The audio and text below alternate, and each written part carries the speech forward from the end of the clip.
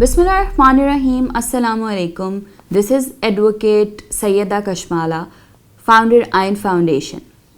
हमने आज से पिछली वीडियो में बात की थी हरासमेंट के बारे में। वो बात एक जनरल हरासमेंट के बारे में थी, लेकिन आज हम वर्क प्लेस हरासमेंट के बारे में बात करेंगे।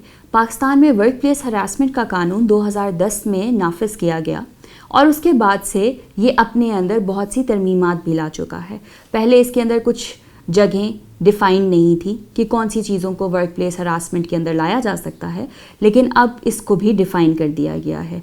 इसके अंदर जहाँ पर आप इस बात से डरते हैं कि आप अपने ही सीनियर या सुपीरियर के ख़िलाफ़ किस तरह से केस में जा सकते हैं, तो इसके लिए ये जानना भी बहुत ज़रूरी है कि आप ये केस अपवर्ड्स पर्सन में फ़ाइल करेंगे और सीनियर को, अगर तो ये एक माइनर हरासमेंट है तो उसको पे स्केल कम कर देने की सूरत में या फिर उसकी इंक्रीमेंट को किसी महदूद मुद्दत के लिए रोक देने की सूरत में सज़ा दी जाएगी।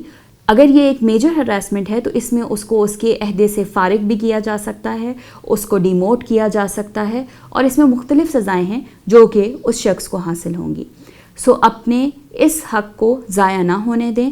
वर्क प्लेस पे इस वजह से ना डरें कि अगर आप इसमें किसी केस में चली गई तो आपको नौकरी से निकाल दिया जाएगा। यह आपका लीगल राइट है, अपना लीगल राइट लें।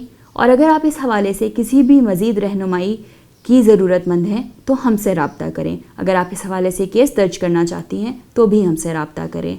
We are here to help everyone in need and especially the minorities and women of this country.